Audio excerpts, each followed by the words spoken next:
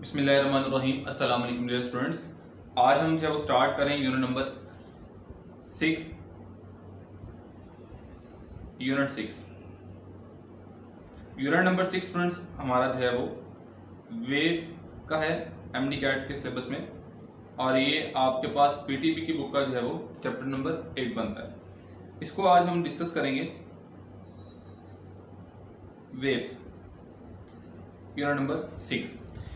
इसमें सबसे पहले स्टूडेंट्स चैप्टर स्टार्ट करने से पहले आप लोगों के लिए 2-3 बातें जो हैं वो मैं शेयर करना चाहूँगा।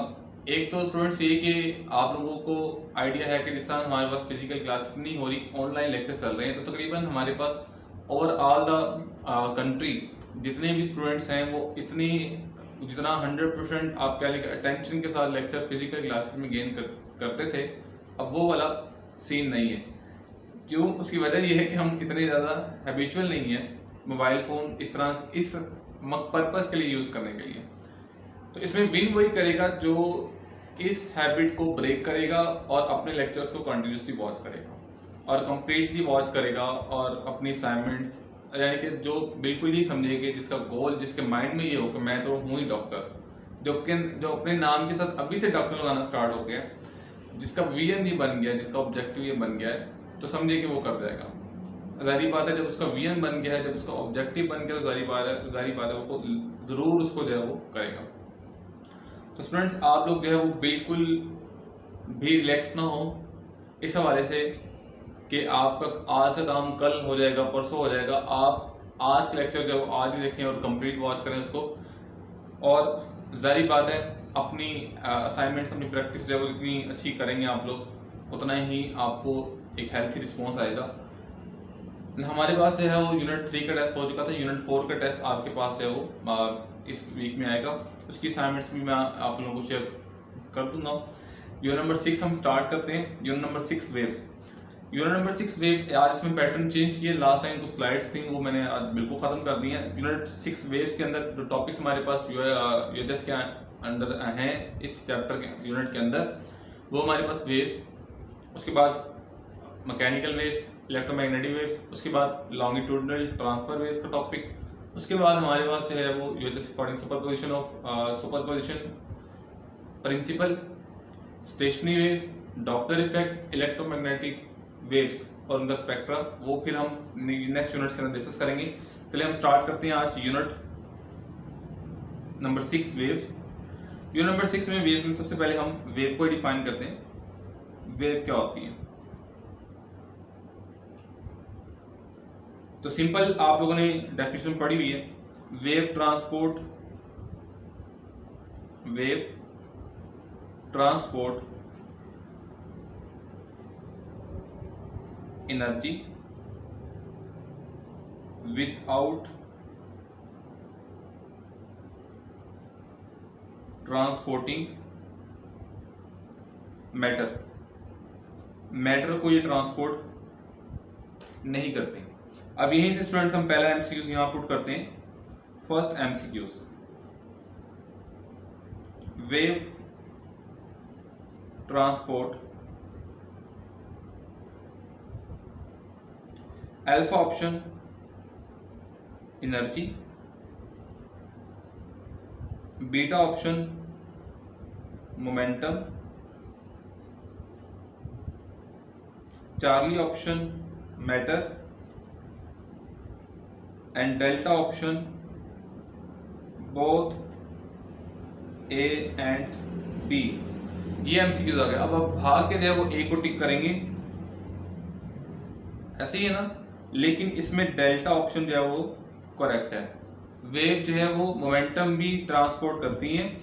इसकी हमारे पास आप चूंकि 9 से पढ़ते आ रहे हैं मैट्रिक में, बल्कि ऑसिलेशन का चैप्टर था आपका, तो वहां पे आपने डिस्कस किया था कि हाँ जी एक कॉक लें, उसको वाटर में प्लेस करें। सो हमारी बुक के अंदर आप यानी कि आपको माइंड में वहीं से बैठा हुआ कि वेव जो है सिर्फ एनर्जी ट्रांसपोर्ट करती है। मोमेंटम का कभी आप लोगों ने नहीं पढ़ा था, लेकिन मैं बता दूं हमारी पीटीबी की बुक जो है पेज नंबर 163 उसके ऊपर भी ये बात मेंशन है। अदरवाइज आप इसको गूगल के सर्च इंजन में सर्च भी कर सकते हैं। तो नेक्स्ट हम चलते हैं ये एमसीक्यूज। अगर आपको रीजन नहीं समझ आ रही मोमेंटम कैसे ट्रांसफर होता है, तो आप इसकी पेज नंबर 163 पीटीबी की बुक पे एक्सप्लेनेशन पढ़ सकते हैं, ये डायरेक्टली वहां पे लिखा हुआ है। दूसरा एमसीक्यू स्टूडेंट हम यहीं पे डिस्कस करते हैं इसका एमसीक्यूज। क्योंकि हम ऑसिलेशन वाले चैप्टर पढ़ चुके हैं, हमारे पास sine wave, simple harmonic motion भी आप लोग देख चुके हैं। यहाँ पे मैं एक वेव फॉर्म बना रहा हूँ लाइक दिस। क्वेश्चन मेरा इस डायग्राम से ये है, how many number of waves are there in graph. बताएं ग्राफ में कितनी नंबर ऑफ वेव्स हैं। नंबर 1 अल्फा 1 है, बीटा ऑप्शन 2 है, चार्ली ऑप्शन 3 है, डेल्टा ऑप्शन 4 है। अब आप यहाँ पे जो अंडरस्टैंड कर रहे होंगे कि यहाँ पे 2 वेव्स हैं, but actually here are 4 waves. Wave क्या होती है ग्राफ रिप्रेजेंटेशन में? Minimum portion of graph which repeats itself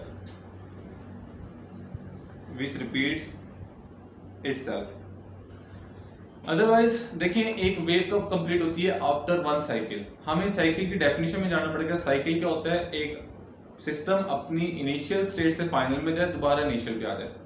तो स्टूडेंट्स अगर आप लोग देखें, हमारे पास यहां से वेव स्टार्ट हुई, दिस इज पॉइंट 1, फाइनल पे गई 2, दोबारा वापस आ गई 3।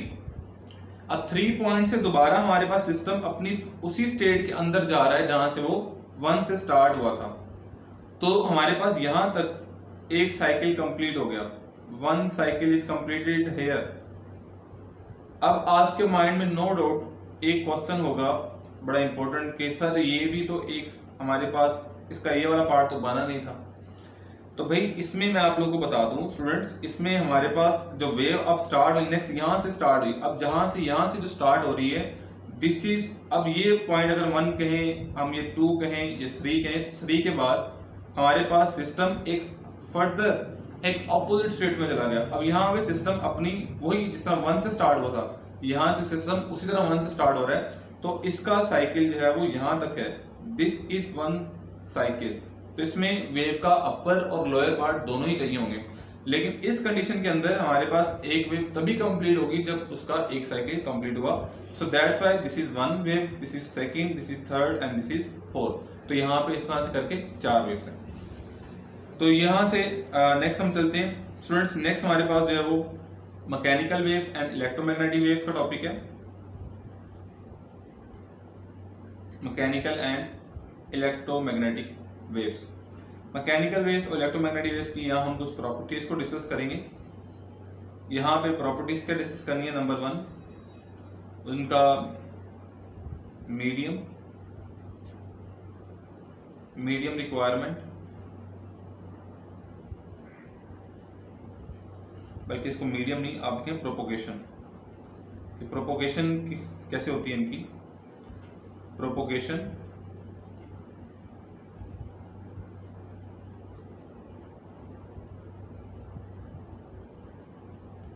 उसकी हमारे पास examples,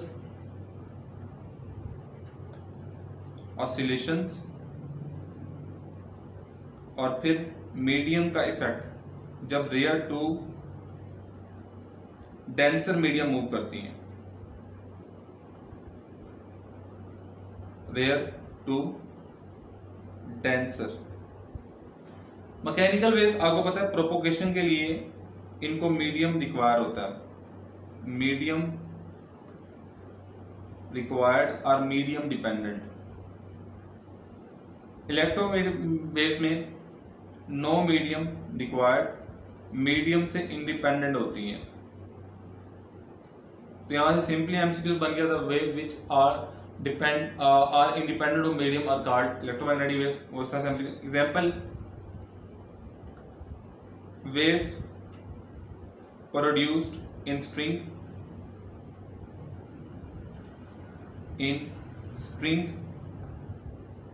water and so on. Electromagnetic waves light waves,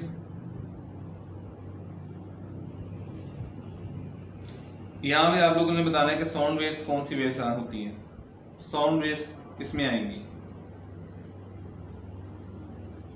यहाँ पे ये आपका मैं एक टास्क दे छोटा सा।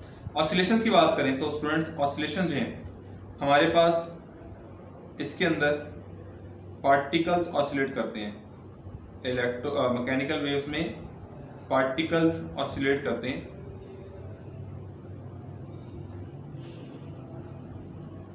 पार्टिकल्स और इलेक्ट्रोमैग्नेटिक वेव में electric and magnetic field which are perpendicular to one another. Orthogonal का वर्ड भी यूज हुआ है हमारे पास सेकेंड ईयर की बुक में। और रेयर टू डेंसर मीडियम में बात करें, रेयर टू डेंसर में जाने में हमारे पास वेव की यहाँ पे हम 3 प्रॉपर्टीज डिस्कस करेंगे। Number 1 frequency, wavelength and speed. Frequency, wavelength and speed. Students एक बात तो याद रखें, फ्रीक्वेंसी तो है कांस्टेंट रहेगी, चाहे वो इलेक्ट्रोमैग्नेटिक वेव हो चाहे वो मैकेनिकल वेव्स हो। दोनों केसेस के अंदर फ्रीक्वेंसी जो है वेव्स की कांस्टेंट रहेगी जब भी वेव रेयर टू डेंसर और denser to rare medium shift होगी। वेवलेंथ कैसे इफेक्ट होगी? वेवलेंथ जो है इसमें मैकेनिकल वेव्स में इंक्रीज होगी और इसमें जो है वो डिक्रीज होगी। और स्पीड जारी बात है, वेवलेंथ इंक्रीज हो रही है तो स्पीड भी यहाँ पे इंक्रीजेज होगी और यहाँ पे स्पीड क्या होगी? डिक्रीजेस। तो स्टूडेंट ये यहाँ पे मेन फीचर्स थे इसके जो मैंने आप लोगों को यहाँ पे गाइड किए। अब यहाँ पे कुछ और फीचर्स हैं वो हम डिस्कस करते हैं। नंबर 1, अगर हम इनकी मैक्सिमम स्पीड देखें मैकेनिकल वेव्स की, मैक्सिमम स्पीड कब होती है?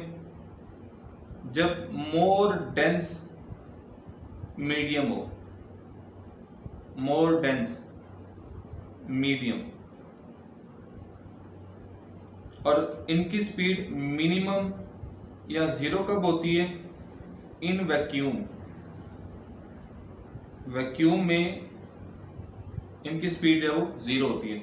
और अगर इलेक्ट्रोमैग्नेटिक वेव की बात करें तो उनकी मैक्सिमम स्पीड वैक्यूम के अंदर होती है, इन वैक्यूम। और वो कितनी हो सकती है? 3 × 10⁸ meter per second, equal to the speed of light हो सकती है। क्योंकि अभी तक हमारे पास जो सबसे फास्टेस्ट मूविंग जो हमारे पास इस वक्त करंटली एग्जिस्ट करती है वो स्पीड ऑफ लाइट ही है। उसके बाद हमारे पास जो है वो मिनिमम की अगर बात करें, मिनिमम और डिक्रीजेस, इसकी जो हमारे पास जो है वो स्पीड मिनिमम या डिक्रीज करती है विद डेंसिटी। जिसकी जितनी ज़्यादा डेंसिटी होगी उसमें स्पीड उतनी ही डिक्रीज करेगी विद डेंसिटी। तो स्टूडेंट ये कुछ पॉइंट्स हैं जो मैंने आपको यहाँ पे बताए। अब यहाँ से हम जो है वो वैसे नो डाउट हमारे पास यहाँ पे स्पीड ऑफ साउंड वाला टॉपिक नहीं है, लेकिन मैंने प्रीवियस आपको एक टास्क दिया, उसका आंसर ही मेरे को लेक्चर में देना पड़ रहा है कि sound waves are mechanical waves. Sound waves are mechanical waves. कैसे हैं वो? बड़ा एक सिंपल सा एक्सपेरिमेंट था आपकी 10th की बुक में कि एक बेल जार लें, उसमें से वैक्यूम बनाएं, बेल बजाएं, सो ऑन। वो आप रिकॉल करें, ज़रा आपको याद आ जाए। वैसे बचपन की मूवीज़ वगैरह तो बहुत याद होती हैं, ये भी याद होनी चाहिए कि 10th की क्लास में एक्सपेरिमेंट पढ़ा था। यहाँ से MCQ अगर हम देखें तो MCQ आ सकता है, speed of sound is greater in, speed of sound is greater in alpha option oxygen, beta option air, Charlie option hydrogen, delta option steel. तो किसमें स्पीड ऑफ साउंड ज्यादा होगी? जाहिर बात है यहाँ पे स्टील जो है वो सॉलिड है, मोर डेंस है ऑल ऑफ दीज। अगर यहाँ वाटर भी होता तब भी जो है वो स्टील ही आंसर होता, because steel is more dense then all of these. Next student हमारे पास जो है वो यहाँ तक हमने मैकेनिकल वेव्स को डिस्कस किया। यहाँ पे एक और बात भी डिस्कस MCQs देख लेंगे, एक और भी जो हमारी टेक PTB की बुक आई है, and this is important MCQs।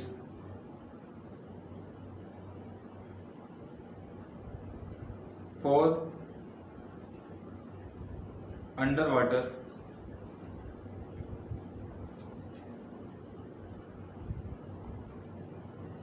Objects location और detection.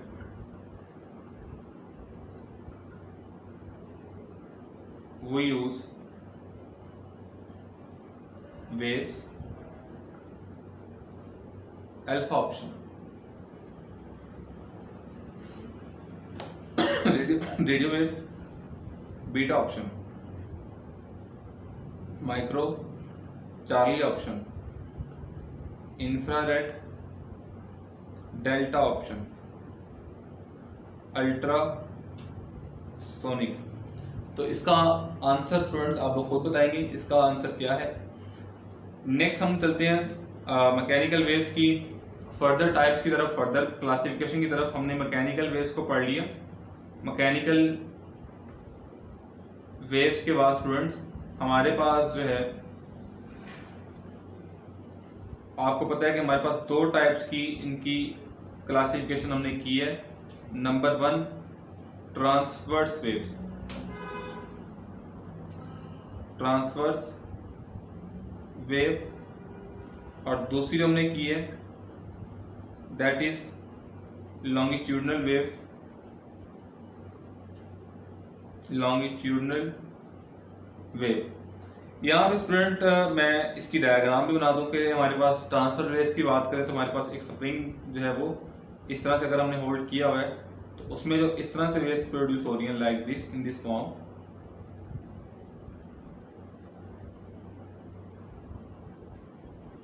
These are transfer waves. और अगर हमारे पास एक स्प्रिंग है और उसमें इस तरह की वेव्स प्रोड्यूस हो रही हैं,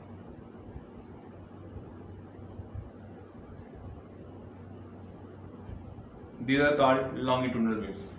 इनकी प्रॉपर्टीज क्या हैं? इनकी प्रॉपर्टीज देखिए, हमारे पास जो है ट्रांसफर वेव्स के अंदर क्रस्ट प्लस ट्रफ होते हैं, और लॉन्गिट्यूडनल वेव्स में हमारे पास कंप्रेशन प्लस रेयरफेक्शन। स्टूडेंट को बेसिकली जो यहाँ पे डिफिकल्टी रहती है, हम जब चैप्टर नंबर 19 के अंदर या लाइट वाले ऑप्टिक्स में जाएंगे, refraction, refraction, rarefaction. Rare mean नायाब, जिस तरह के मैं हूँ रेयर मीन नायाब तो जो बहुत कम हो। तो ये बात याद रखें, वेव में कंप्रेशन रिफ्रैक्शन का वर्ड यूज नहीं करना, रेयरफेक्शन, रेयरफेक्शन। तो ये रेयर का वर्ड से आप याद रखेंगे बिटवीन रिफ्रैक्शन और रेयरफेक्शन डिफरेंस क्या है। रिफ्रैक्शन को हम बाद में डिस्कस करेंगे, but when you are particle of waves where are less particles, वो आप किससे वर्ड से लिखेंगे? रेयरफेक्शन से। अगर हम यहाँ पे प्रोपोगेशन ऑफ वेव की बात करें, दैट प्रोपोगेशन ऑफ वेव, देखिए यहाँ हमारे पास जो अपर पार्ट होता है इसको हम बोलते हैं क्रस्ट, और जो लोअर पार्ट होता है इसको हम बोलते हैं ट्रफ। इसमें प्रोपोगेशन ऑफ वेव जो है वो ये है, इसमें पार्टिकल्स अप हैं और डाउन है। तो propagation of wave, propagation of wave perpendicular to particles, perpendicular, propagation of wave perpendicular to the particles। यहाँ पे नेक्स्ट हम लॉन्गिट्यूडनल वेव की बात करते हैं। लॉन्गिट्यूडनल वेव में अब बड़ी इंपॉर्टेंट बात, propagation of wave, propagation of wave along the particles, along the particles motion, oscillating particles. यहाँ पे ऑसिलेटिंग का वर्ड करने में ज़्यादा बेस्ट सूटेबल है, ऑसिलेटिंग पार्टिकल्स। यहाँ पे भी along the oscillating particles.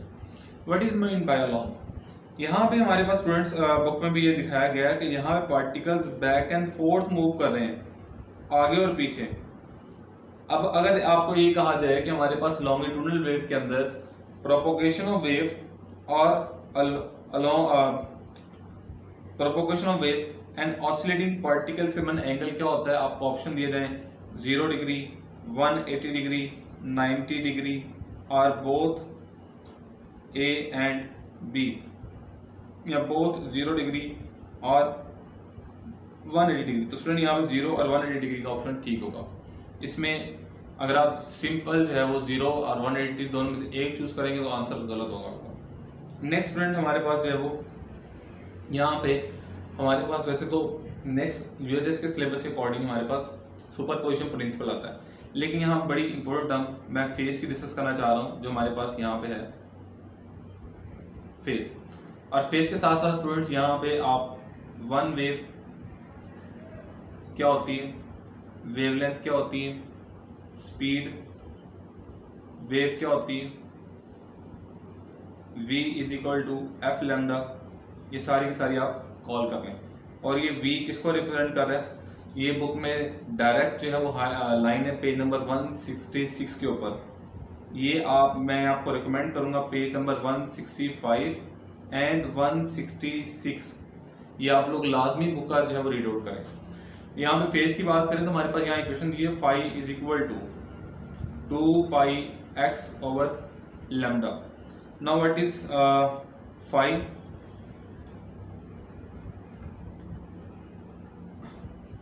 what is phi? Phi is the any angle, any phase. It is any angle between 2 points. Any angle between 2 points on wave. X क्या चीज़ है? What is x? X is any length between 2 points of wave। यहाँ पे हमारे पास अब MCQs कैसे आते हैं, वैसे सिंपली यहाँ से अगर आप ये हमारे पास स्टूडेंट की याद रखना है, ये वाली इक्वेशन जो है ये हमारे पास फेज डिफरेंस के लिए है। अगर हमने पाथ डिफरेंस निकालना हो फॉर पाथ डिफरेंस तो हम यही से निकालते हैं पाथ डिफरेंस इसी इक्वेशन से। हाउ, हम x is equal to phi lambda over 2 pi के रिलेशन से। इसके हम एमसीक्यूज करते हैं फिर आपको इसका क्लैरिटी हो जाएगी। इसका एमसीक्यूज फर्स्ट देखें students, 2 points on a wave are separated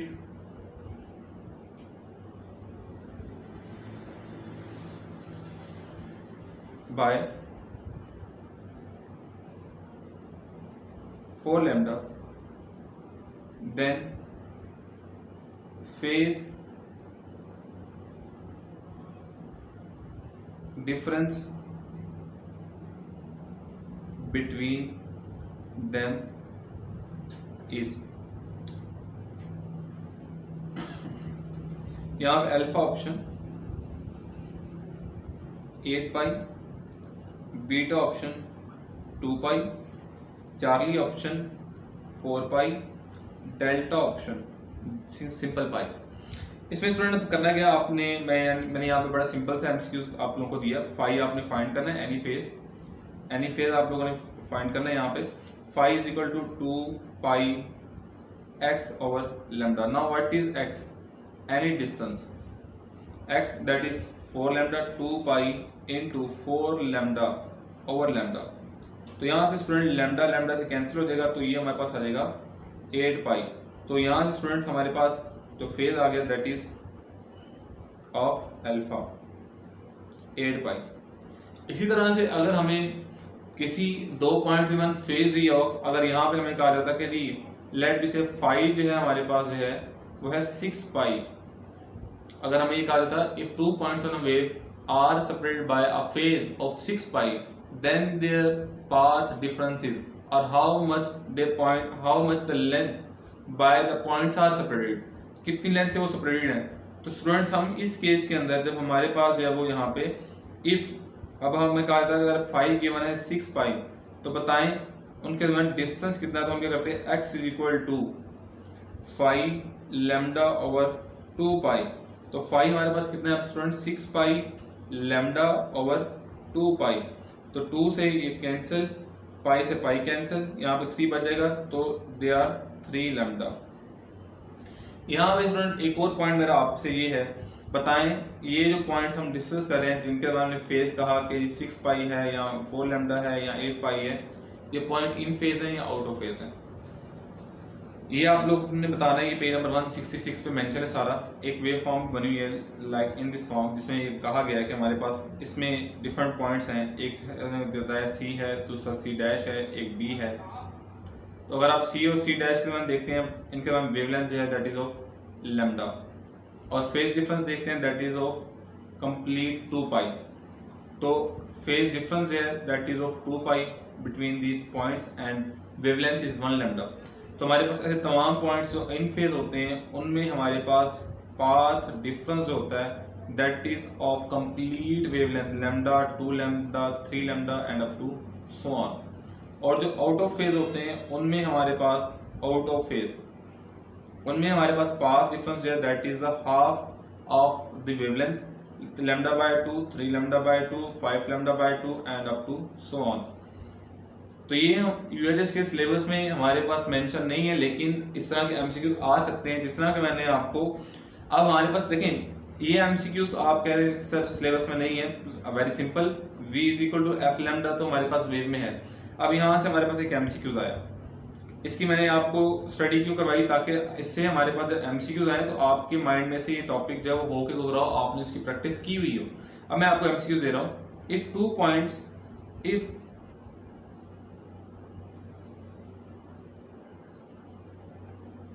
two points on a wave से आप ये कह रहे हैं वो पॉइंट एंटी नोड है। चलो मैं एंटी नोड का टॉपिक हमारे पास तो नहीं आया। Antinode 0.5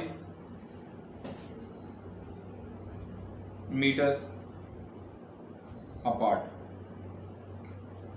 then the distance covered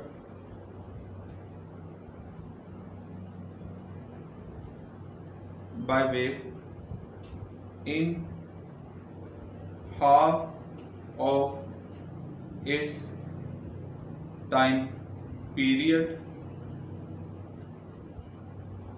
is alpha option 1 meter, beta option 2 meter, Charlie option 0.5 meter, delta option 0.25 meter. ये आपके पास एमसीक्यूज आ गए। अब आप देखेंगे कि इसमें ऑप्शन कौन सा ठीक है। अब अगर आपको वो पॉइंट याद है जो मैंने अभी आप लोगों को बताया है, देखें एंटी नोड्स कहाँ होते हैं। वैसे हमने स्टेशन में अभी नहीं पढ़ा, वैसे अगर हम ना भी पढ़े तो यहाँ पे उन्होंने दे दिया 0.5 मीटर अपार्ट। यहाँ से एंटी नोड होते हैं, एंटी नोड से एंटी नोड तक जो डिस्टेंस होता है दैट इज लैम्डा बाय 2। उन्होंने क्या है 0.5 मीटर है, तो mean lambda by 2 is equal to 0.5 meter. तो यहाँ से लैम्डा आ गया 1 मीटर। वो वेव कितने मीटर की जो है प्रोड्यूस हो रही है 1 मीटर की। अगर यहाँ एंटी नोड ना भी कहता, मैं कहता सिंपल 2 पॉइंट्स हैं तब भी ठीक था। अब यहाँ पे आपने बेसिकली निकालना जो है आपने तो यहाँ पे डिस्टेंस कवर निकालना है, और डिस्टेंस का फार्मूला आपको पता है s is equal to v. और अगर आप यहाँ देखें जो any time given by half of its time period t is equal to t by 2। अब इसमें आपको s is equal to v की वैल्यू f लैम्डा t या simple lambda by t, v is equal to lambda by t put करें, आपका MCQ और short हो जाएगा, सोल्यूशन और शॉर्ट हो जाएगा। तो यहाँ से मैं सारा इरेज कर रहा हूँ सिंपल।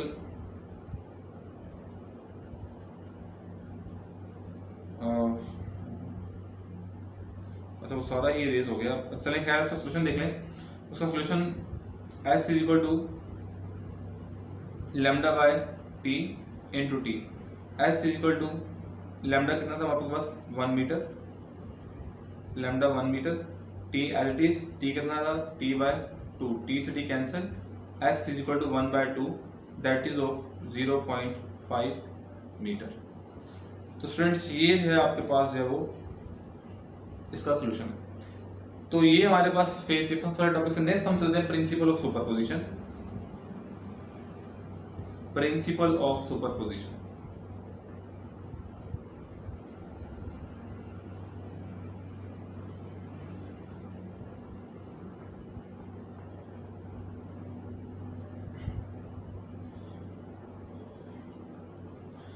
प्रिंसिपल ऑफ सुपरपोजिशन के अंदर डेफिनेशन सॉरी सी स्टेटमेंट जो है वो सिंपल सी, जो आप लोग पीटीपी की बुक में पढ़ के आए हैं। व्हेन टू और more waves of same type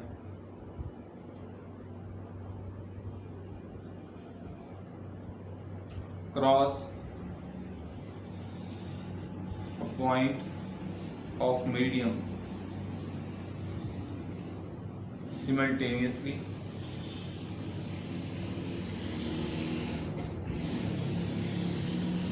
then resultant displacement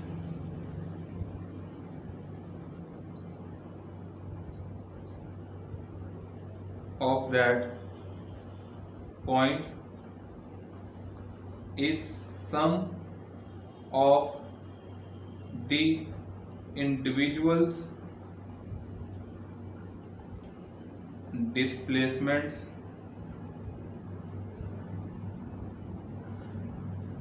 of waves।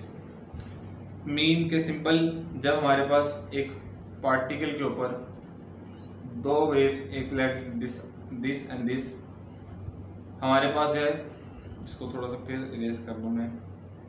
हमारे पास बुक में एक डायग्राम बनी हुई है, एक स्प्रिंग की बनी हुई है जो इसी पेज के ऊपर, कि हमने इसको ऐसे जब फिक्स किया हुआ है, इसमें हमने एक हम्प क्रिएट करवाया, तो फिर हम ये देखेंगे कि कभी इसमें इस तरह से और यहाँ डाउनवर्ड जो है वेव्स प्रोड्यूस होंगी। तो रिजल्टेंट डिस्प्लेसमेंट जो है इक्वेशन की फॉर्म में y is equal to y1 plus y2 plus y3 plus y3 up to so on. यहाँ पे एक चीज़ बड़ी इंपॉर्टेंट, मैंने जो डेफिनेशन में यहाँ पे लिखा है same type. What is mean by same type? अगर आप यहाँ पे इसी पेज के अंदर बुक में पढ़े तो हमारे पास तीन तरह की सुपरपोजिशन दी हुई है। एक इंटरफेरेंस है, दूसरी बीट्स है, थर्ड जो है वो हमारे पास स्टेशनरी वेव्स है।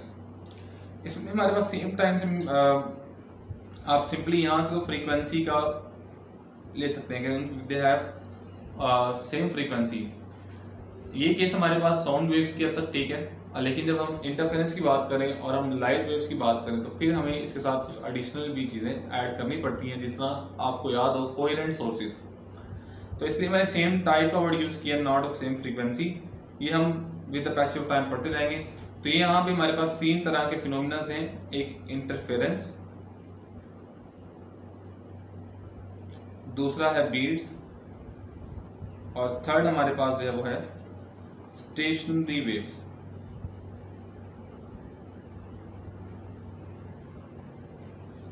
तो इनको भी आप लोग जब देख लीजिएगा। इंटरफेरेंस में आपको पता है दो तरह की इंटरफेरेंस होती है, constructive and destructive. Constructive and destructive, इनके पार्ट डिफरेंस यहाँ पे जो हमारे पास इंपॉर्टेंट है, पार्ट डिफरेंस के फार्मूला ही आ सकते हैं। Delta S is equal to M lambda, destructive के delta S is equal to 2m plus 1 lambda by 2। और बीट्स आपको पता है when they have slightly different frequency two waves then they superposed they give rise to stationary waves. तो alternating हमारे पास sound produce हुआ between maximum and minimum loudness के दरमियान, that are called beats. Stationary waves हमारे topic के अंदर है, इसको हम ब्रीफली डिस्कस करेंगे। इसको डिस्कस करने से पहले यहाँ पे एक एमसीक्यूज हमारे पास, उसमें एक टॉपिक भी हमारा कवर अप हो जाएगा। When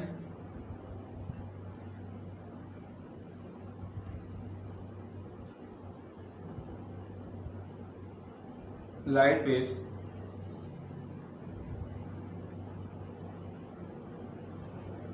through air bounce back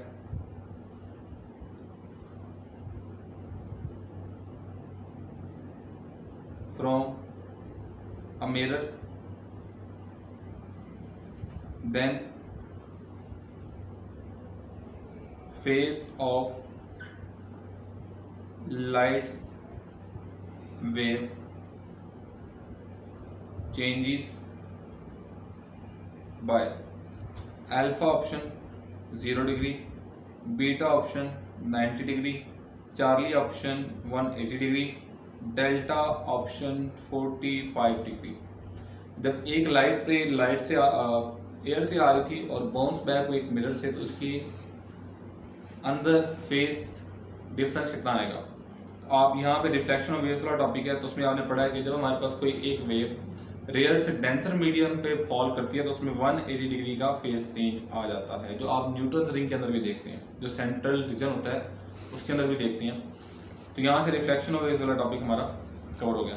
अब हम यहीं पे थोड़े से और एमसीक्यूज है वो डिस्कस करते हैं ऑफ कह लें कि हमारे पास ट्रांसवर्स और लॉन्गिट्यूडनल वेव्स के। यहाँ पे first MCQs, sound waves are alpha option longitudinal, beta option compressional, Charlie option pressure, delta option all of this. इसमें कौन सा ऑप्शन ठीक है? तो स्टूडेंट इसमें अगर आप लोग देखेंगे तो आपको तो लगेगा कि लॉन्गिट्यूडनल तो ठीक है ही है, बीटा भी ठीक है, but you may be confuse about the pressure. These are pressure waves. Longitudinal waves are also called pressure waves. So delta is the correct option, all of these. Next MCQ देखें student इसके अंदर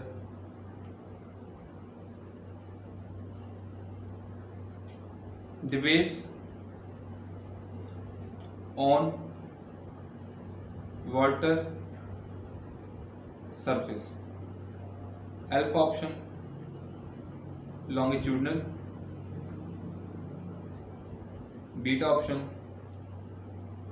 transverse, Charlie option both A and B, delta option electromagnetic waves. तो इसमें अगर आप water waves की बात करेंगे, यहाँ पे बड़ा एक इंपॉर्टेंट पैराग्राफ है, ये एमसीक्यूज देने की मेरी रीजन ये है। यहाँ पे पैराग्राफ है जिसमें आप लोगों ने एफएससी की पीडीबी की बुक में पढ़ा हुआ है कि लॉन्गिट्यूडनल वेव्स जो हैं, लॉन्गिट्यूडनल वेव्स ये हमारे पास can be produce both in liquid and solids, and transfer waves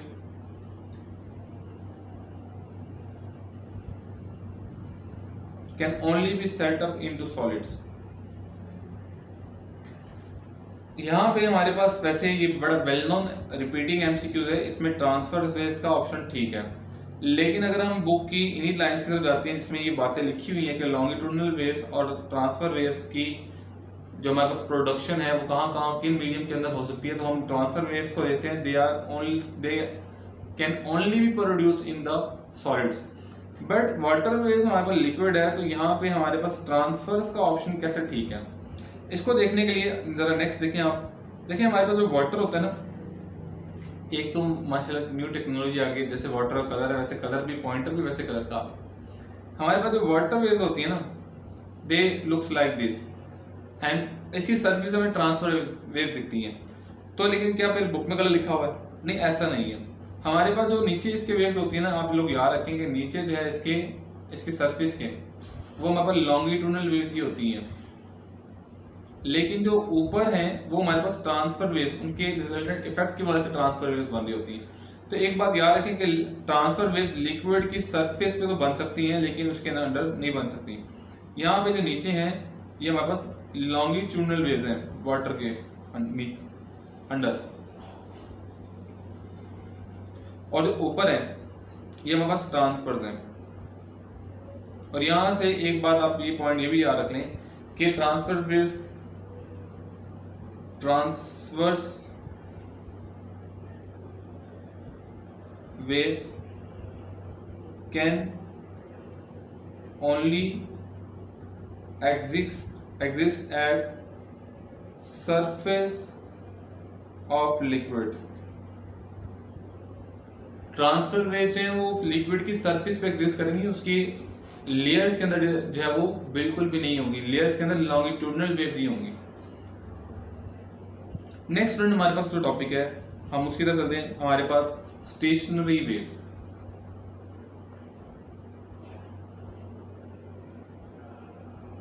stationary waves, stationary waves का अगर हम डिफाइन करें, वेव्स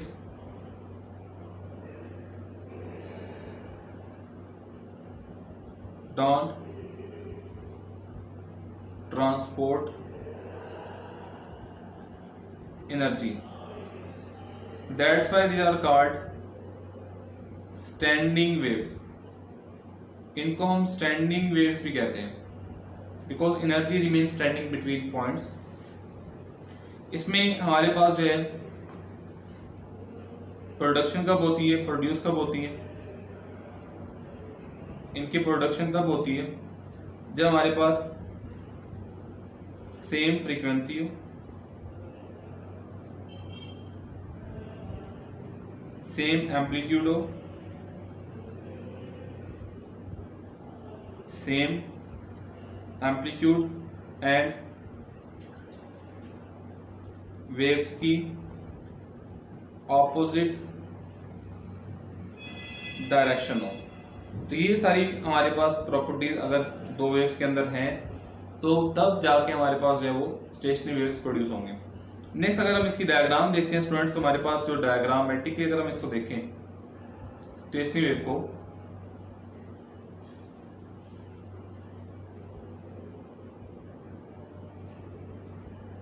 वैसे व्हाइट बोर्ड पे तो बहुत प्यारी पर इसकी वेव की डायग्राम बनती है, लेकिन यहाँ पे थोड़ा सा डिफिकल्टी है जिसकी वजह से ऐसे बन रही है। खैर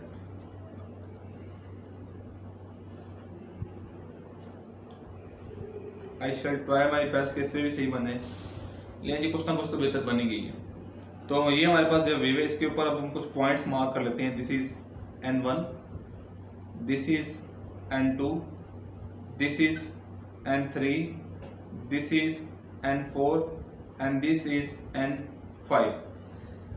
यहाँ पे हमारे पास ये point N1, N2, N3, N4, N5 ये क्या चीज़ें ये भी हम डिस्कस करते हैं। उसके बाद हमारे पास जो है वो कुछ और points, this is of A1, this is of A2 and this is of A3 and this is of A4। यहाँ पे हमारे पास ये जो पॉइंट्स हैं, points A1, A2, A3, A4, these are all points are called antinodes and these are points which are at maximum displacement। Further हमारे पास जो हमने N1, N2, N3, N4, N5 के points N1, N2, N3, N4, N5, these are all points are called node which are at rest। ये rest पे रहते हैं। अगर हम इनका कंपैरिजन देखें नेक्स्ट नोड और एंटी नोड का, नोड एंटी नोड, सबसे पहले तो इनकी ऑसिलेशंस की बात करें, नो ऑसिलेशन, ये ऑसिलेट करेंगे, remains at rest, nodes remain at rest. Energy की बात करें, एनर्जी जो है वो नोड पे 0 होती है, एंटी नोड पे मैक्सिमम होती है। और यहाँ पे भी हमारी पीटीपी के बुक के अंदर अगर आप पैराग्राफ पढ़ें इसी पेज के ऊपर तो लिखा हुआ है हमारे पास यहाँ पे potential energy is being converted into kinetic energy and kinetic energy is being converted into potential energy and total energy no doubt remains constant. अब यहाँ पे एक बड़ा इंपॉर्टेंट पॉइंट, अगर आप लोगों के माइंड में ये है या आपके पास एमसीक्यू जो है कि स्टैंडिंग वेव की एनर्जी क्या होती है, तो याद रखें स्टैंडिंग वेव की एनर्जी कांस्टेंट होती है, जीरो नहीं होती। स्टैंडिंग वेव्स में एनर्जी जो है वो कांस्टेंट होती है, जीरो नहीं होती। नोड्स पे जो है वो जीरो होती है और नोड से बाहर नहीं जा सकती। एनर्जी स्टैंडिंग भी बिटवीन नोड्स ही रहती है। अगर हम डेंसिटी की बात करें तो डेंसिटी नोड पे जो है वो मैक्सिमम होती है और मिनिमम जो है वो एंटी नोड की होती है। पार्टिकल्स की जो डेंसिटी है वो एंटी नोड पे मिनिमम होती है और नोड पे मैक्सिमम होती है। So these are the features. और अगर हम इसी डायग्राम की तरफ आएं, ये प्रीवियस डायग्राम की तरफ, यहाँ पे अगर हम वेवलेंथ की बात करें स्टूडेंट्स, तो वेवलेंथ जो है हमारे पास, this is one wavelength lambda, this is one wavelength lambda.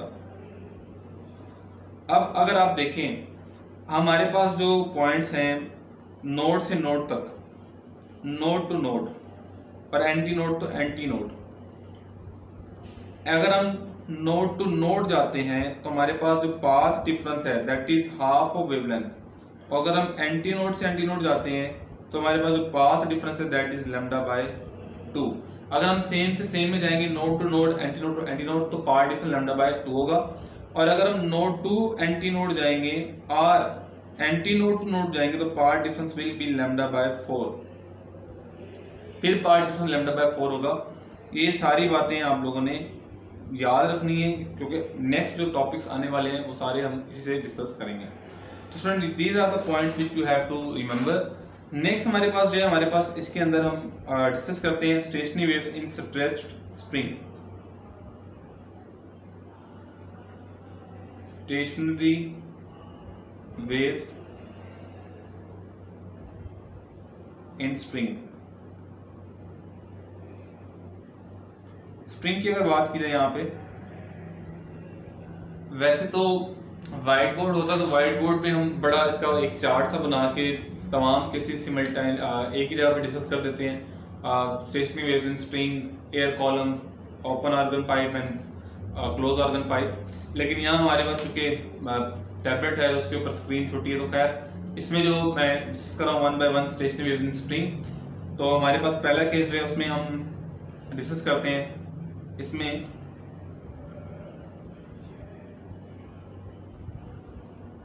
एक तो लाइंस लगाना भी इस पे थोड़ा सा डिफिकल्ट है, चलो खैर शायद कोई सीधी लग जाए एक आध। हाँ जी, अगर हम यहाँ पे बात करते हैं वेव्स की, तो वेव्स अगर हम बात करें स्टूडेंट्स यहाँ पे, ये हमारे पास एक स्ट्रिंग में जो मैं यहाँ पे ये स्काई ब्लू कलर से बना रहा हूँ। Actually these are the fixed digit sport. इसके दौरान हमने एक स्ट्रिंग जो है वो बांधी हुई है जिसकी लेंथ जो है वो L है। अगर हम यहाँ पे इसके फर्स्ट हार्मोनिक की बात करते हैं, फर्स्ट हार्मोनिक और फंडामेंटल, बुनियादी, बुनियाद, नेस्ले बुनियाद। फर्स्ट हार्मोनिक की बात करें तो फर्स्ट हार्मोनिक में हमारे पास 1 लूप बंदी होती है लाइक दिस, छोटी होगी। अच्छा जी, फर्स्ट हार्मोनिक की बात करें तो इसमें हमारे पास ये लूप बनी, दिस इज फर्स्ट लूप। अब यहां पे जो पॉइंट्स आपको दिख रहे हैं कॉर्नर्स पे, these are representing node and this upper point is representing anti node. यहाँ पे जो string की length है L is equal to, that is the half of wavelength because here is only one loop and point distance between node to anti node and node to node is lambda by 2. यहाँ पे length जो है वो lambda by 2 है और wavelength जो है lambda is equal to 2L. Frequency की बात की जाए तो frequency here is V over 2L.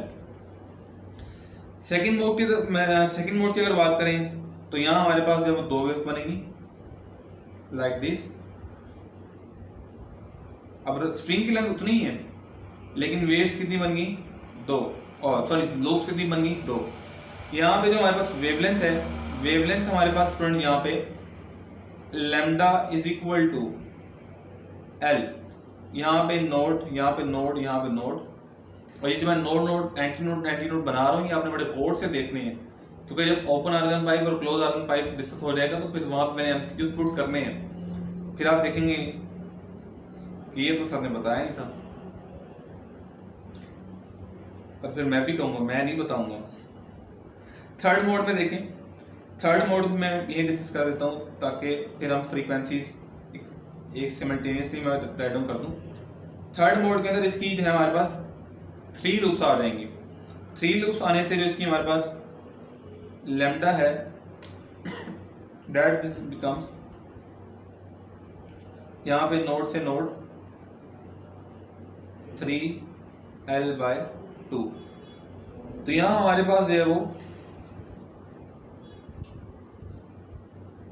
Wavelength आ गई, बल्कि ये हमारे पास लेंथ आएगी। इसको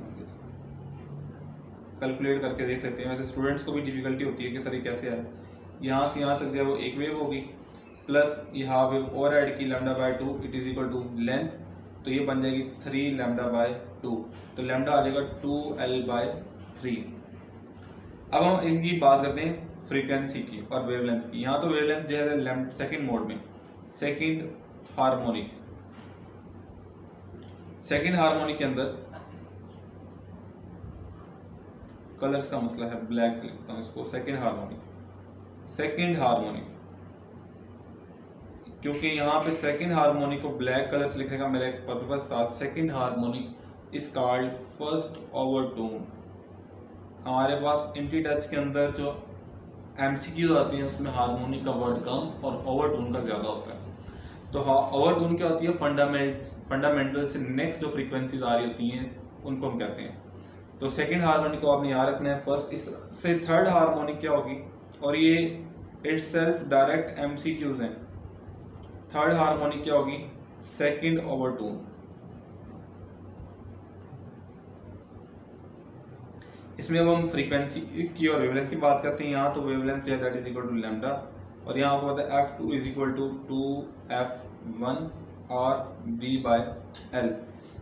यहाँ हम बात करें थर्ड हार्मोनिक में, तो हमारे पास लैम्डा जो है that is equal to 2L/3, और यहाँ आप बात करें फ्रीक्वेंसी की F3 is equal to 3F1 और F3 is equal to 3V/2L। अब यहाँ पे आप एक चीज़ देख रहे हैं जो बड़ी इंपॉर्टेंट, जो आगे हमने एनालिसिस भी करना है। वेवलेंथ यहाँ पे ज़्यादा थी, यहाँ पे कम हुई, फिर और कम हुई, और फ्रीक्वेंसी बढ़ती जा रही है। वेवलेंथ कम होती जा रही है और फ्रीक्वेंसी जो है वो बढ़ती जा रही है। स्पीड ऑफ वेव में क्या इफेक्ट पड़ेगा, यहाँ पे स्पीड ऑफ वेव जो है वो यहाँ पे इफेक्ट नहीं होगी। इफेक्ट कब होगी, जब हमारे पास यहाँ पे टेंशन और मैस चेंज होगा, वो हम डिस्कस करते हैं अभी। आप पहले फॉर nth हार्मोनिक कर लें। For nth harmonic lambda n is equal to 2L/n and Fn is equal to nF1 और Fn is equal to nV/2L। और यहाँ पे हेयर जो V है, V is equal to √T/m। What is T? T is the tension in the string. Tension in the string. String में tension है, आपने अपने दिमाग में नहीं लेनी। m जो है वो मैस पर यूनिट लेंथ है, मैस पर यूनिट लेंथ। इसके यूनिट जो है वो सिंपल केजी नहीं है, बल्कि क्या है, किलोग्राम पर मीटर है। ये बात मैंने आपको फर्स्ट यूनिट के लेक्चर में ही बताई थी। तो अगर हम ये वैल्यू पुट करते हैं तो यहाँ पे हमारे पास रिलेशन बन जाएगा n/2L/T/m।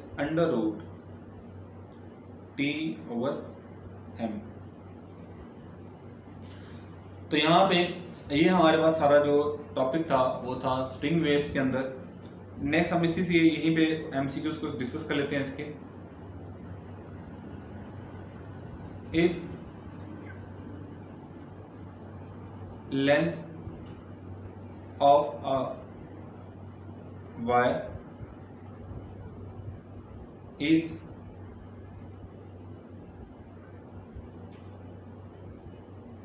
half and tension made 4 times, then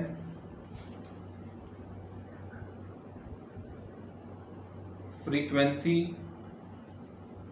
of waves produced in string alpha option F ही रहेगी, beta option 4f, Charlie option 2f, delta option f/2। हमने लेंथ भी हाफ कर दी स्ट्रिंग की। अगर स्ट्रिंग के अंदर एक वेव प्रोड्यूस हो रही थी जिसकी फ्रीक्वेंसी f थी, तो हमने उसकी लेंथ को जो है वो रिड्यूस कर दिया है कितना, हाफ, और टेंशन कर दिया 4 टाइम। तो फिर न्यू फ्रीक्वेंसी क्या होगी, that will be I think so 4f होगी। कैलकुलेट कर लेते हैं। f is equal to v by n by 2l under root t over m। अब यहाँ से सिंपली ये देखें, लेंथ हमारे पास जब वो हाफ हुई है, यहाँ पे क्या आ जाएगा l/2, तो ये 2 कहाँ चला जाएगा ऊपर। यहाँ पे टेंशन जब 4 टाइम बढ़ी है, under root 4t is equal to 2 under root t। तो हमारे पास f डैश जो है that will be equal to 4n over 2l by under root t over m which is equal to 4f। तो frequency 4 time बढ़ जाएगी इसकी। Next हम डिस्कस करते हैं stationary waves in air column और stationary waves in open organ pipe. Stationary waves open organ pipe. Stationary waves in open organ pipe हम discuss करते हैं। तो यहाँ पे भी आपको आइडिया है कि हमारे पास जो है वो एक पाइप जो बोथ साइड से ओपन होता है उसको हम ओपन आर्गन पाइप कहते हैं। Let me say this is open organ pipe. इसकी भी मैं लेंथ पहले आपको दिखाने के लिए सेम पुट कर रहा हूँ। ये हमारे पास एक ओपन आर्गन पाइप है।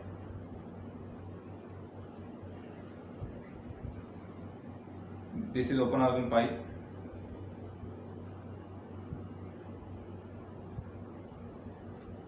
यहाँ पे हमारे पास इसके अंदर वेव प्रोड्यूस हो रही है। उसी तरह से this is first harmonic fundamental,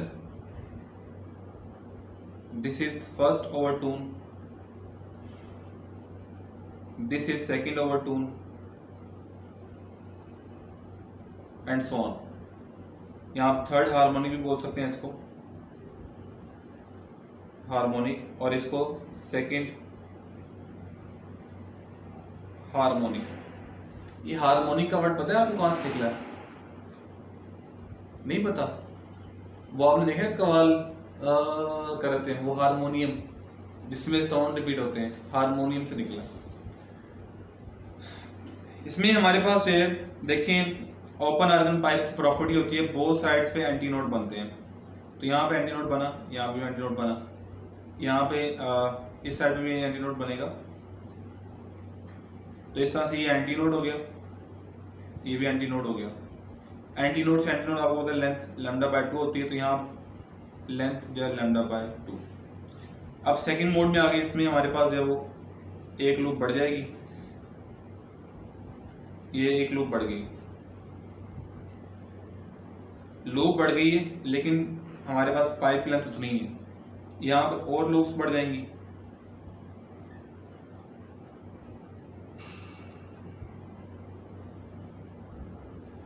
like this. इसमें ओपन आर्गन पाइप का सारा केस जो है वो हमारे पास जो फ्रीक्वेंसीज और वेवलेंथ वाली बात है वो सारी की सारी स्ट्रिंग्स वाली है।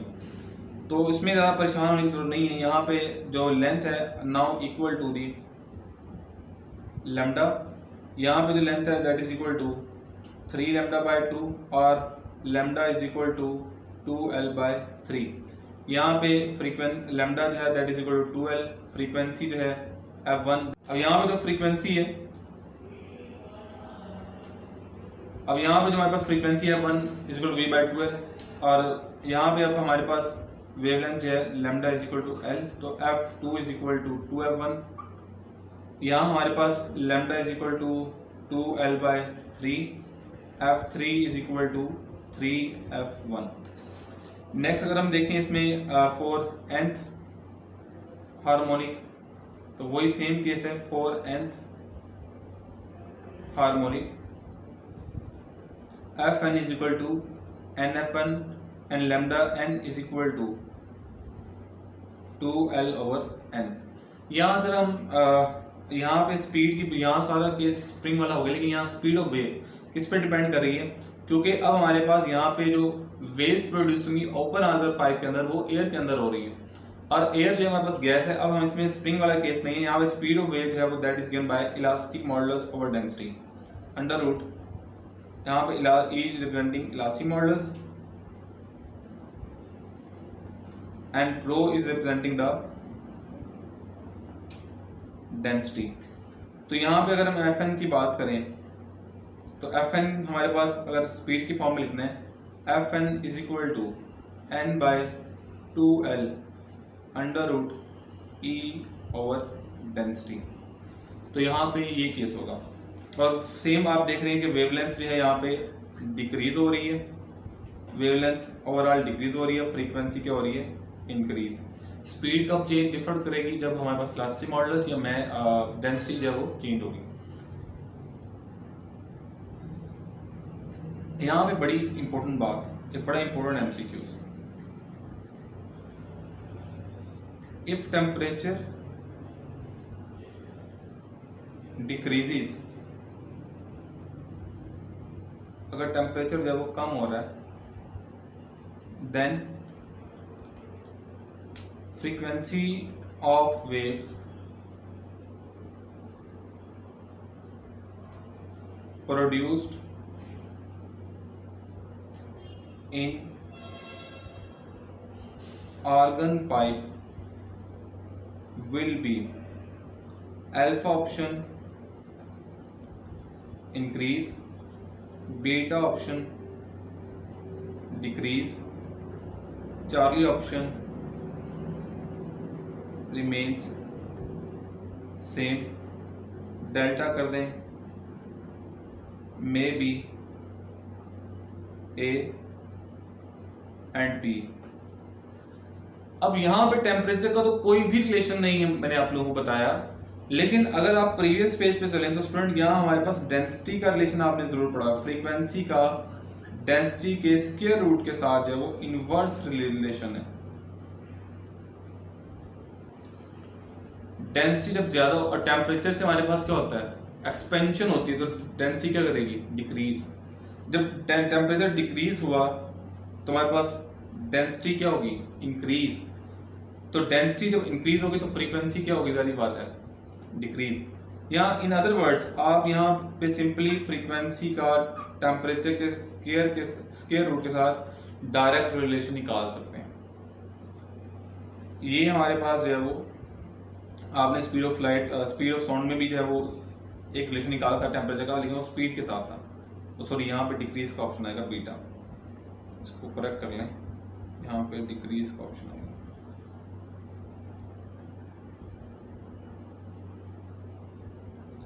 तो फ्रीक्वेंसी जो है वो डिक्रीज हो जाएगी।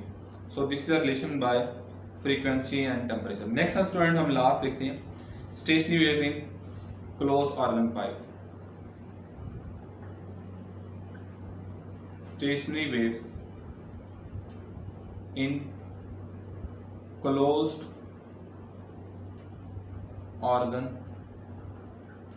pipe। यहाँ भी हम 3 केसेस ले लेते हैं जिस हमने, लेकिन ये उनसे पहले से डिफरेंट है। पाइप की लेंथ हम वही मैं यहाँ पे बना रहा हूँ, पाइप, ये क्लोज ऑर्गन पाइप है। हाँ जी, रिकॉल करें जरा, इसकी ओपन एंड पे क्या बनेगा और क्लोज एंड पे क्या बनेगा। ओपन एंड की तो भी हम बात कर चुके हैं। ओपन एंड पे क्या बनेगा, इसके एंटी नोड, और क्लोज एंड पे क्या बनेगा, नोड। तो पहला इसका इस तरह से आ जाएगा, यहाँ पे नोड बन रहा है और यहाँ क्या बन रहा है, एंटी नोड। यहाँ पे एक लूप बढ़ जाएगी, सो यहाँ पे क्या आ जाएगा, यहाँ पे डायग्राम इस तरह से आ जाएगी, लाइक दिस। ये नोड है, ये एंटी नोड है, ये नोड, ये एंटी नोड। ये डायग्राम जरा गौर से देखते हैं आप लोग, क्योंकि अभी इसमें से मैंने टॉपिक एंड करने के बाद मैंने यहाँ पे जो है वो आप लोगों से MCQs पूछने हैं।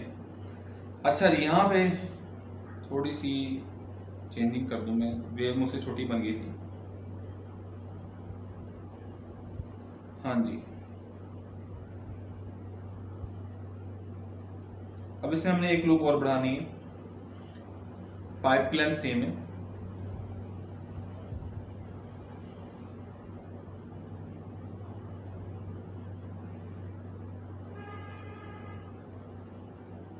अब यहाँ हमारे पास जो है देखिए यहाँ पर जो वेवलेंथ है that is equal L is equal to antinode से नोड लैम्डा बाय 4। यहाँ पे जो है एंटी नोड से नोड और फिर एंटी नोड से नोड।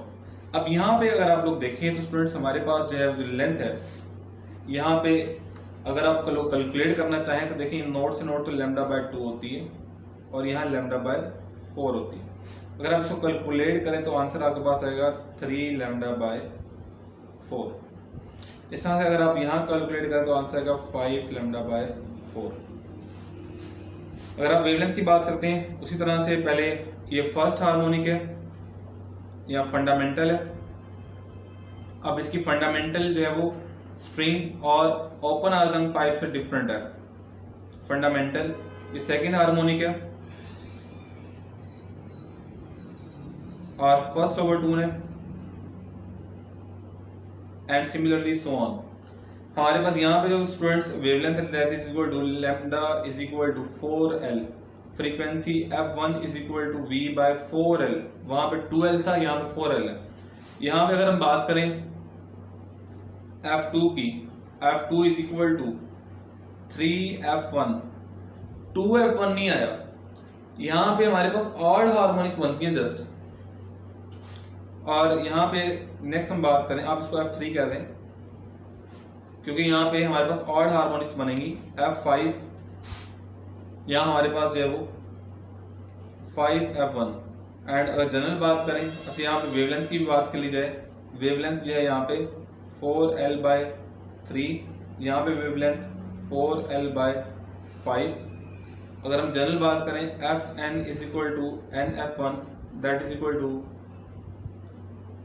nv बाय 4l, और v यहाँ पे वही इलास्टिक मॉडुलस और डेंसिटी की फॉर्म में, इलास्टिक मॉडुलस ओवर डेंसिटी की फॉर्म में। तो यहाँ हमारे पास जो है वेवलेंथ की बात करें lambda n that is equal to 4l over n। अब यहाँ पे ये मेंशन करना बड़ा जरूरी है where n is equal to 1 3 5 7 up to so on. तो यहाँ हमारे पास ओनली ऑड हार्मोनिक्स बनती हैं, only odd harmonics are produced. Next student इसमें से एमसीक्यूज की बारी आ गई है। अब जरा आप लोग रेडी हो जाए आंसर देने के लिए, तैयार हो जाए। एमसीक्यूज पहला, the number of nodes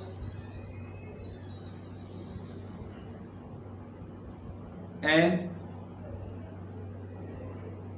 anti nodes are equal if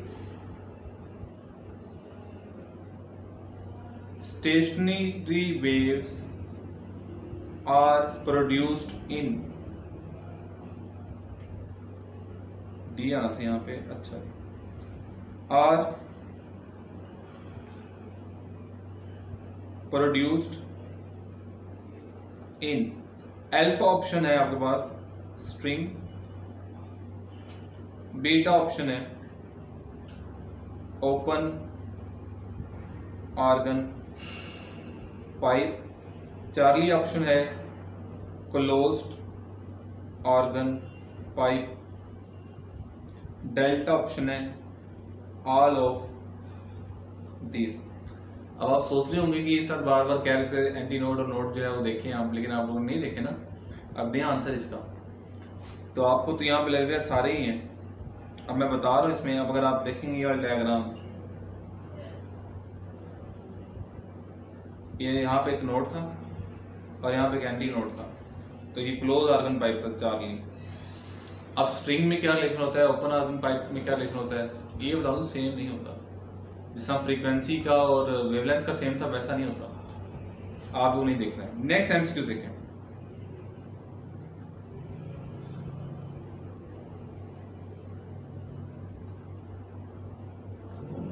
The harmonics missing in open organ pipe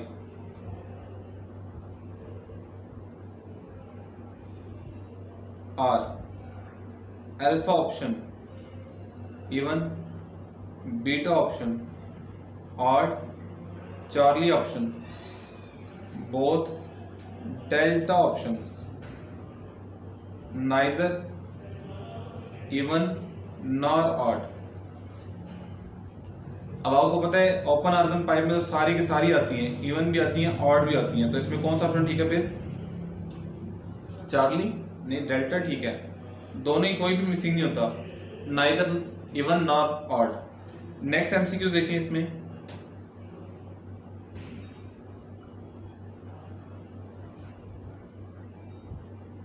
if waves produced in closed organ pipe has frequency f, then यहाँ पे एक चीज जो है वो चेंज कर लें स्टेटमेंट के अंदर। इफ की कंडीशन है ना वो बाद में लगाते हैं। The waves produce in close organ pipe has frequency F if pipe is open at both hands, if pipe is open at both ends, तो फिर फ्रीक्वेंसी क्या होगी? अल्फा एफ होगी, बीटा 2f होगी, चार्ली f/2 होगी, delta 4f होगी।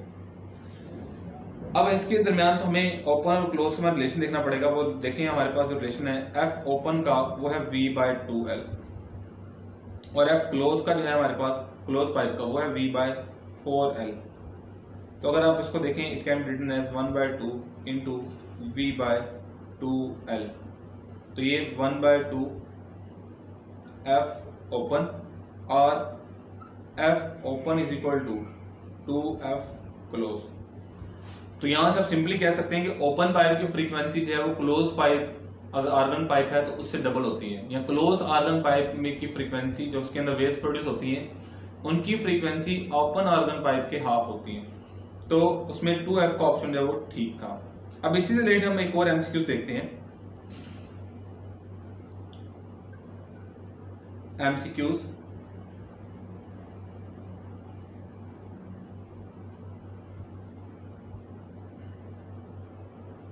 the waves produced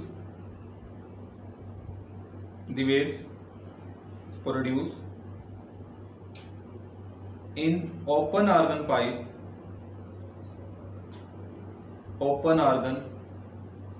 pipe has frequency f। Open organ pipe है, frequency इसमें जो वेव की प्रोड्यूस हो रही है वो कितनी है? f। If it is dipped in water, if it is dipped half into water, then new frequency of waves will be alpha option f, beta option 4f, charlie option 2f, delta option f/2। अब ये देखें, ये हमारे पास simple एक pipe है जिसके अंदर हमारे पास जब फ्रीक्वेंसी उसकी जो है वो वेव्स की f थी, हमने इसको हाफ डिप कर दिया वाटर के अंदर। जब हमने हाफ डिप किया तो इसकी लेंथ भी डिक्रीज हो गई और ये एक साइड से क्लोज भी हो गया, क्योंकि अब जो वेव जाएंगी वो वाटर सरफेस से रिफ्लेक्ट होकर बैक आ जाएंगे। हाँ, यहाँ पे ये भी आ सकता है कि आपके पास जो एक प्रैक्टिकल है फर्स्ट सेकंड रेजोनेंस ट्यूब वाला, कि हमारे पास अगर रेजोनेंस ट्यूब की पाइप में जो वेव्स जो है वो ट्रेवल कर रही थी, जैसे वो वाटर सरफेस से रिफ्लेक्ट होती हैं तो फेस चेंज कितना हो सकता है। तो याद रखें जब वो एयर कॉलम में से पास कर रही है, there is a rare medium, water is a denser medium, तो वो बाउंस बैक होंगे, 180 डिग्री का फेस शिफ्ट आ जाएगा। तो उस पाइप के अंदर जो वो रेजोनेंस ट्यूब के अंदर स्टेशनरी वेव्स प्रोड्यूस होती हैं। अब यहाँ इस एमसीक्यूज की तरफ आते हैं। इसमें अब देखिए हमारे पास जो एफ क्लोज का रिलेशन है, F close is equal to V by 4L। अब पहले तो यहाँ पे लेंथ हाफ होगी, तो अगर हम न्यू, ये तो हमारे पास ओरिजिनल इक्वेशन है, अगर हम न्यू अब फ्रीक्वेंसी देखते हैं, न्यू फ्रीक्वेंसी की इक्वेशन जो होगी that will B F dash F close F dash new, वो क्या होगी, न्यू लेंथ 4L डैश, वो कितनी होगी, हाफ होगी। अब मैं ये सोल्यूशन बड़ा आपको जो है ना प्रिसाइजली करके दिखा रहा हूँ, यानी कि एक एक स्टेप। लेंथ हाफ होगी तो कितना बन गया, वी बाय 2L, ये क्यों कट गया यहाँ से तो 2 बच गया, which is equal to F open. तो जितनी ओपन में प्रोड्यूस हो रही है उतनी ही अब इसमें प्रोड्यूस होंगी, तो so correct option is alpha, कोई चेंज नहीं आएगा। सो स्टूडेंट एमसीक्यूज बहुत सारे हैं इसमें डिस्कस करने वाले, लेकिन वो आप फर्दर भी आपको असाइनमेंट दे दी जाएगी, उसमें आप लोग सॉल्व करिएगा, जो ना हो वो बताइएगा। आज का ये हमारा लेक्चर था। अभी यूनिट 6 हमारा डॉप्लर इफेक्ट रहता है, वो इंशाल्लाह हम नेक्स्ट लेक्चर में डिस्कस करेंगे। आई होप कि यहाँ तक आपको सब बातें समझ आ गई होंगी। थैंक यू सो मच, अपना ख्याल रखिएगा, अल्लाह हाफिज़।